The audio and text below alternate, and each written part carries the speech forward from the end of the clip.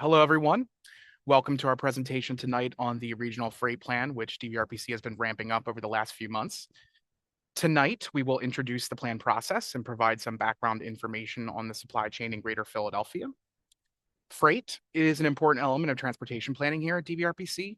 DVRPC has maintained dedicated freight planners for over 3 decades to facilitate our region's Freight Advisory Committee, the Delaware Goods Movement Task Force, as well as collect and disseminate freight data and conduct studies and analysis for our stakeholder counties and municipalities on freight-related issues. While the supply chain has not always been at the forefront of the zeitgeist in times past, over the last 5 years since the pandemic, goods movement has begun to become front of mind for not just planners, but the public as well. As a result, DVRPC decided to work towards creating a holistic goods movement plan to address the various issues surrounding the supply chain in our region. So my name, just to get us started off, is Daniel Farina. I am a senior freight transportation planner here at the Delaware Valley Regional Planning Commission, and I'm joined here today by Matt Brahms, a transportation planner here in our freight planning section as well.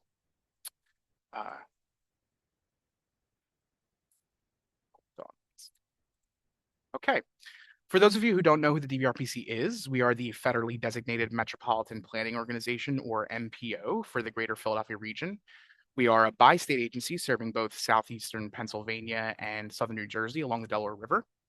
In total, there are 9 counties in our region: Mercer, Burlington, Camden, and Gloucester on the New Jersey side, as well as Philadelphia and its surrounding counties, Bucks, Montgomery, Chester, and Delaware on the PA side. The region also contains our central city of Philadelphia, in addition to 3 smaller cities of Trenton, the New Jersey state capital, Camden in Camden County, New Jersey, as well as the city of Chester in Delaware County. This is also in addition to 350 other municipalities that we cover and thousands of neighborhoods within our region as well. So it's a pretty large region and a kind of keystone for goods movement throughout the Northeast United States. So on the agenda tonight is a brief introduction to the regional freight plan, its purpose, objectives, and timeline, as well as a state of freight presentation, providing a primer for tonight's attendees on the regional supply chain and the infrastructure that supports it. Lastly, I will detail how the public can get involved with the freight planning process over the next few months and end by taking any questions. Feel free at any time to submit questions you have during the presentation to the chat, and we will do our best to address them in the moment, either through the chat or by speaking.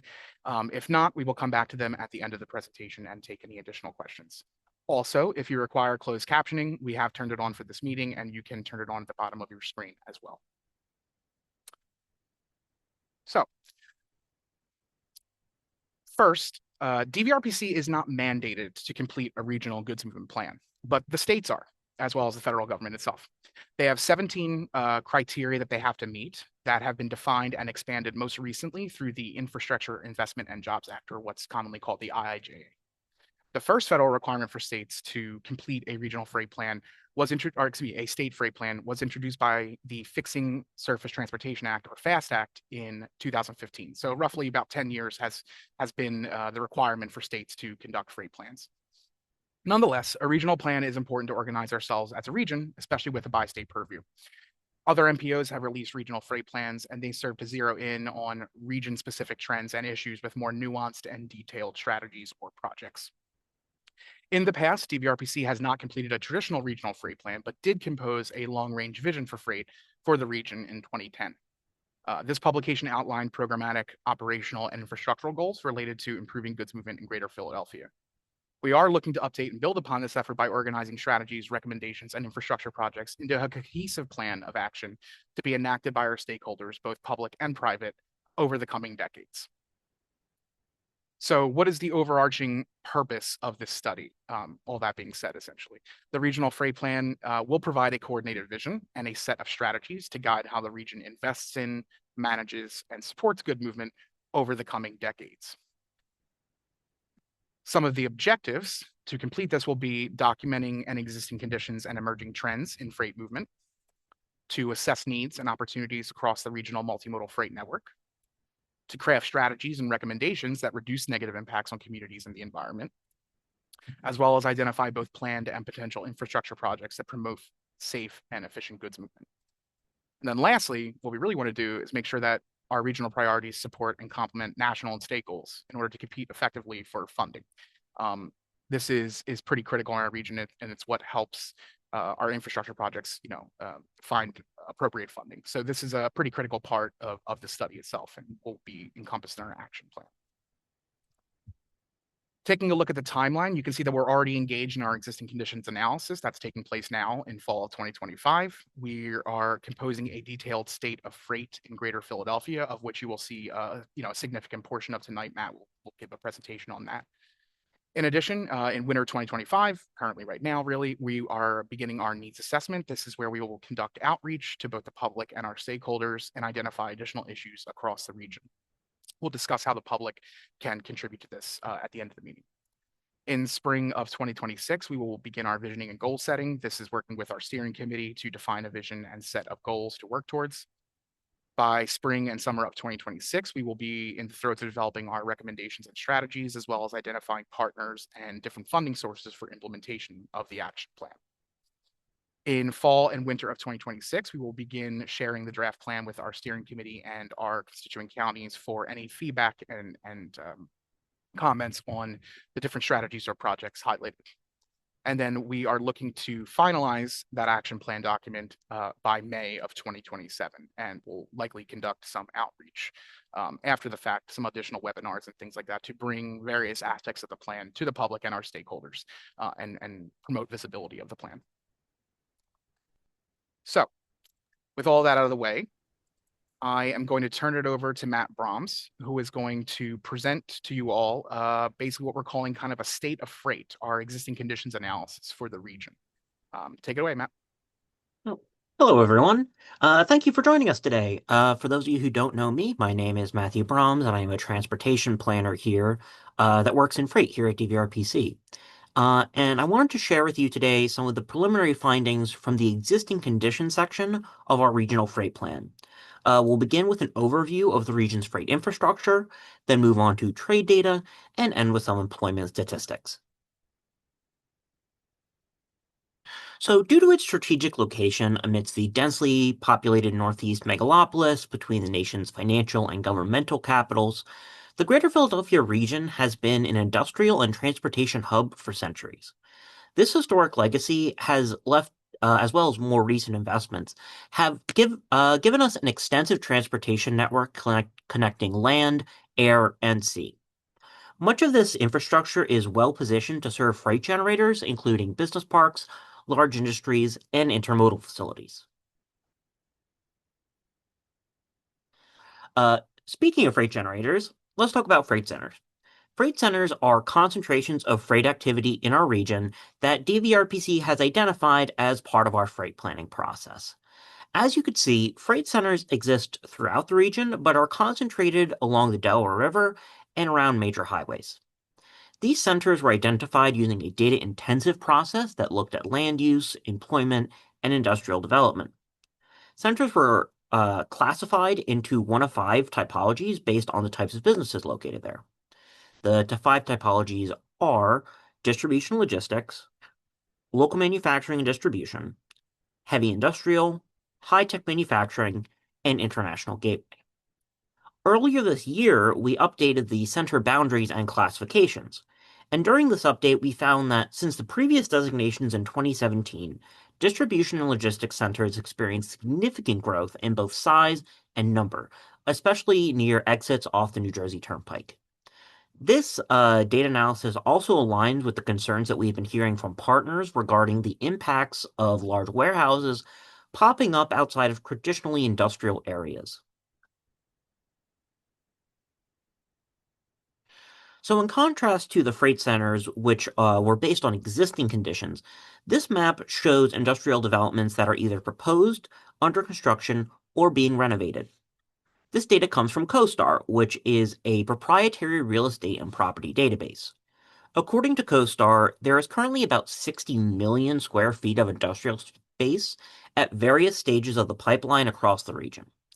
Roughly 6.1 million square feet of that is currently under construction. While many of these projects are within existing freight centers, others are located in areas that currently do not have much industry, and this may be indicative of industrial sprawl. The majority of these developments are for distribution and warehousing. These sites generally feature high ceilings, at least 35 to 40 feet high, which is pretty standard of modern high cube facilities, with some having 50-foot or higher ceilings, perhaps to take advantage of opportunities for automation. Similarly, we have seen growth in the cold storage market. For instance, there is an over 200,000 square foot facility currently under construction in Burlington County. Furthermore, we have also seen existing centers reinvent themselves. A major example of this is the Bellwether District in South Philadelphia, which is on the site of the former PES refinery that shut down following an explosion in 2019. And this site is now pivoting to become a logistics and life sciences hub. Another example of large-scale redevelopment is the Keystone Trade Center in Lower Bucks. This used to be U.S. Steel's massive Fairless Works and is now being redeveloped with warehouses and data centers. So that is where freight generators are located, but where and how is freight moving once it leaves those facilities? Well, most commonly it is transported via truck. Um, Here we see the region's freight-intensive truck network. It is currently comprised of our region's limited access roads, including all interstates and turnpikes, the NHS intermodal connectors, which are designated by the federal government, and critically, the primary truck routes that were recently identified by DVRPC. We define primary truck routes as principal arterial roads that carry a significant amount of truck traffic and connect to the limited access facilities that are designed to carry large volumes of through traffic to regional centers. These routes were identified using a sample of truck location data purchased from INRIX. Additionally, DVRPC is working on designated a secondary truck network, which will serve to fill in the gaps in the primary network and give us a more granular view of where freight is moving. In terms of concerns, we have heard from freight partners about the lack of truck parking, including both overnight parking and short-term staging, and more generally about traffic congestion.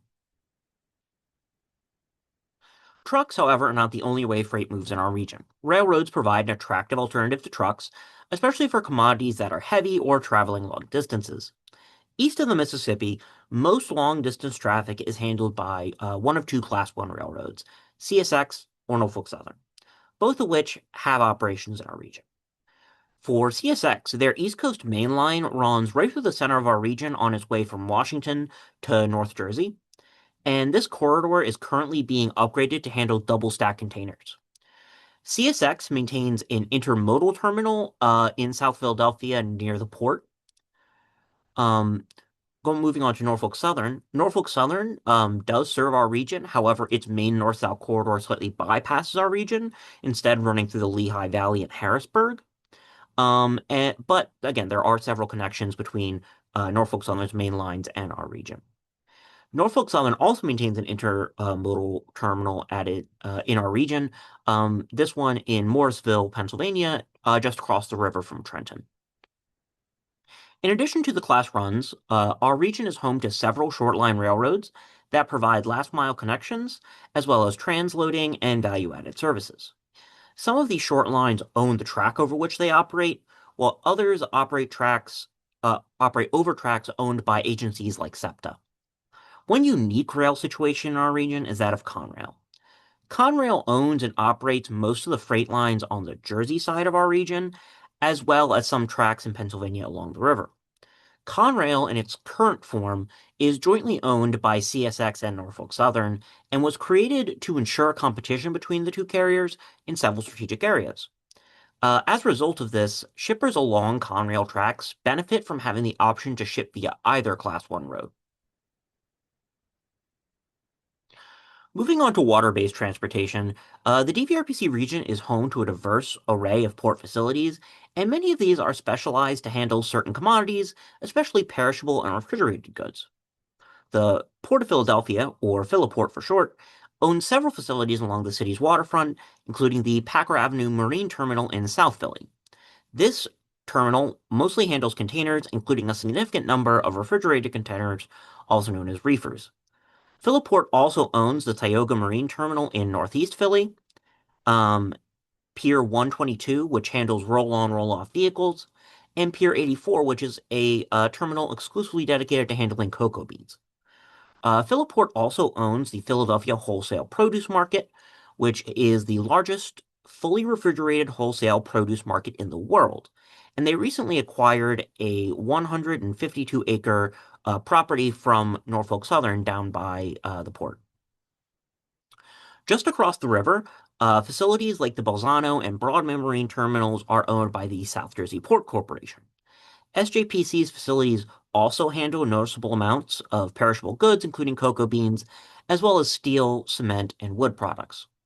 Besides these publicly owned facilities, privately owned terminals along the Delaware also exist that handle bulk commodities like liquid fuel and gypsum. Air cargo is typically used for commodities that are high value, low weight, and time sensitive. Philadelphia International Airport is the Delaware Valley's primary cargo facility, air cargo facility, at least. As shown here, PHL ranks third amongst airports in the Northeast in terms of cargo traffic, with only JFK and Newark having greater volumes. Nationally, it ranks as the 18th busiest airport in the nation by cargo landed, just barely behind Newark. PHL is also actively investing in its air cargo business, with over 1 million square feet of logistics space currently being developed, in addition to the nearly 500,000 square feet already in PHL's Cargo City. Some of the storage space under development at PHL will be cold storage, and this is crucial for the movement of pharmaceuticals, which, as you will see in a bit, plays an outsized role in our region's economy. So, having looked at where and how freight moves, let's examine what kinds of freight are actually moving. For DVRPC, DVRPC and many others rely on the Freight Analysis Framework, or FAF, which estimates trade flows in terms of value and weight. The FAF is a product of the federal government and is based on surveys of shippers and other data sources. All the figures you'll see in the following slides are from the most recent version of the FAF, which contains preliminary estimates for 2024. The FAF provides a lot of useful data on freight flows. It tells you the origin, destination, commodity, and mode of freight movements. However, it is important to note that for the purposes of the FAF, origins and destinations are expressed in terms of FAF zones, each represented by a 3-digit code. In total, there are 132 FAF zones in the United States and 8 foreign zones that cover the rest of the world. Unfortunately, the FAF zones defined by the federal government are based on state and combined statistical area boundaries, so they don't always align with MPO boundaries. As shown here, DVRPC's 9-county region is split among 3 zones, and this means that we really can't get DVRPC-specific trade estimates from the FAF. To deal with this, we have decided to use the combined estimates of FAF zones 421 and 342 as a proxy for the region. We think this strikes a good balance that captures 8 of our 9 counties while not drowning out DVRPC's estimates with those from the entire state of New Jersey. So just know that when I say the region in the next few slides, I am referring to this FAF zone-based area rather than the 9-county DVRPC region proper. So with those caveats out of the way, here's a chart showing our region's top commodities by value. The green bars show the value of the commodities that are leaving the region, the orange bars represent the value of commodities entering the region, and the blue bars represent trade within the region.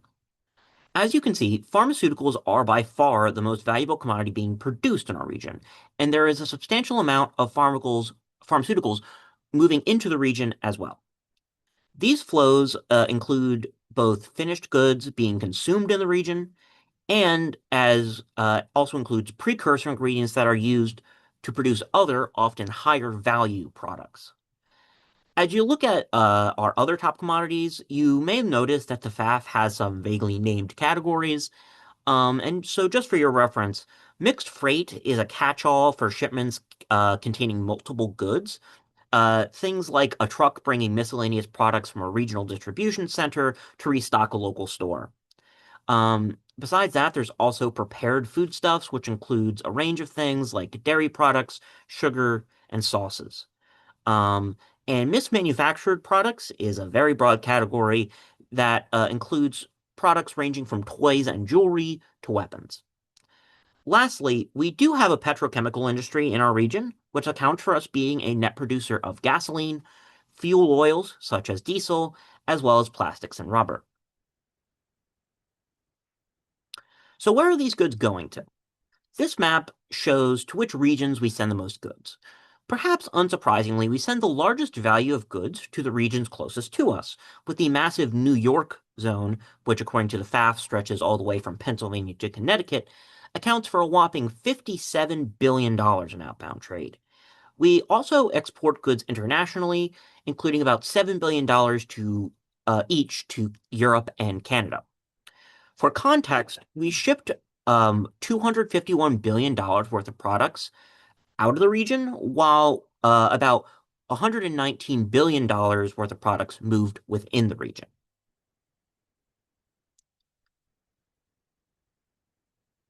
This slide shows specifically outbound pharmaceuticals. As previously mentioned, pharmaceuticals are our highest value outbound commodity. Again, some of our largest customers are those closest to us, but some others stand out as well. So, like, if you look at Columbus, we shipped $6.8 billion worth of for just pharmaceuticals to Columbus, which accounts for more than 80% of all the goods we sent there. Farther north, you can also notice that Boston, being another area with a disproportionately large healthcare industry for its size. So let's move on to inbound goods. Note that on this slide and the next slide, the numbers represent the total for all commodities combined, and the symbols are just examples of notable commodities from each region.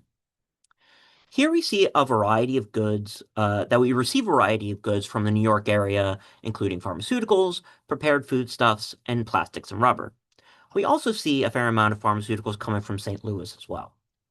Besides pharmaceuticals, the greater Philadelphia region receives a lot of resources, including natural gas, from some of the rural parts of Pennsylvania. But these are just the domestic areas.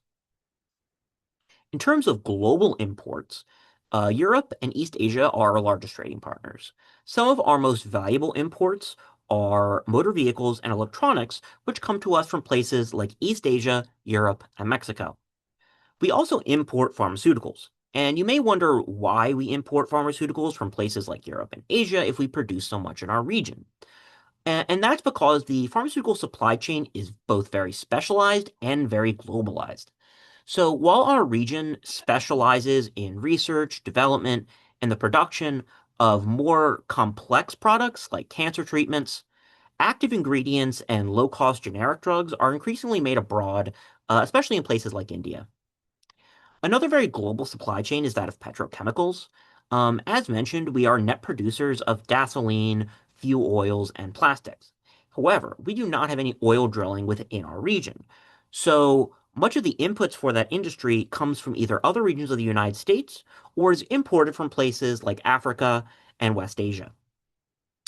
Lastly, we import agricultural products like fruits, vegetables, and nuts from South and Central America.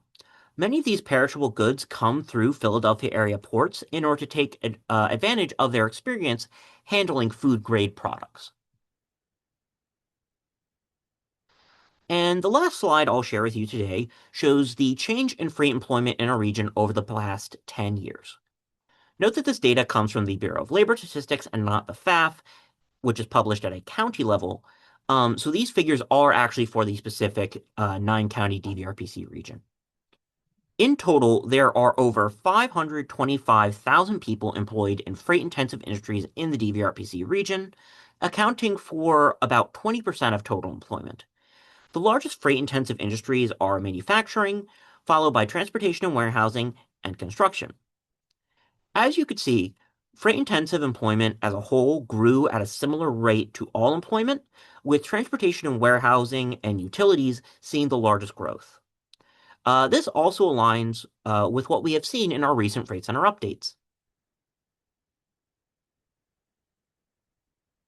So now I will hand it back to Dan to tell us how we can all get involved with the regional freight planning process. All right, thanks, Matt. I really appreciate that really in-depth background on our region's existing freight conditions. Like I said earlier, if anyone has any questions about what you've just seen or heard in the previous, 25 minutes, feel free to place a question in the chat or to raise your hand, and we will make sure to answer your question. right now, what I want to do is just explain how everyone can kind of get involved with this project over the next few months. The chief way that the public, as well as our stakeholders, can submit comments at their leisure is through our online public outreach map, which you can see pictured at the left here. You can visit our webpage for more information and a link to the map at www.dvrpc.org/freight/regional freight plan, all one word. This map is designed to collect information on conditions around the region that everyone essentially is experiencing in their day-to-day. So this is what's going to help us kind of define if there are any specific focus areas that we should focus on as a part of the plan, in addition to helping us get a greater sense of the granular issues that we see in our neighborhoods throughout the region surrounding goods movement. So, feel free to comment on this. The map is open. It's open as of yesterday. The link, like I said, is on our webpage, and it will be open until the 13th of February. So you have roughly 2 months to, submit your comments. We encourage you as well as especially our freight stakeholders to forward this to your partners, your colleagues, and any of your customers, so that they may also be able to make comments on the map as well and contribute to the needs assessment phase of our project. With that, we are through with our presentation for the evening. Are there any questions that anyone has? I can do a quick demo of the website, which actually I think I will do real quick. Hold on a second. So this is our regional freight plan needs assessment public outreach tool. It begins with this information, kind of just explaining what we're doing. It also provides a link to Philly Freight Finder, which is a portal that we have to present freight data to the rest of the region. And then you can also, classify your comments in one of our categories, including freight is a good neighbor. So if there's any feedback related to places, designs, or practices that support reliable goods movement and positive community outcomes, we also want to hear about that and elevate those examples. So just press the enter the map, and you will see our region with a general kind of base map, as well as our freight centers, which you can click on and get more information about those as well. To submit a comment, you just click right here at the bottom left, and you can place a marker anywhere on the map, select what category your comment is in, and provide all the information that you would like about the issue that you want to bring attention to. So it's a pretty straightforward tool. If you have any questions, you can also direct them towards us here at the Freight Planning Program. Our contact information is on our webpage. And I see Alexander Pena has a question. I'm going to hold on a second. I'm going to allow him to speak. Go ahead, Alex. Dan, maybe we can try and come back to Alex. Sure. Ed Montgomery had a question in the chat. Will the study include future growth and/or growth corridors, say in the next 10 years? Yes, we do plan to do some light modeling to figure out where our growth will be in the region, both in actual institutions and jobs themselves.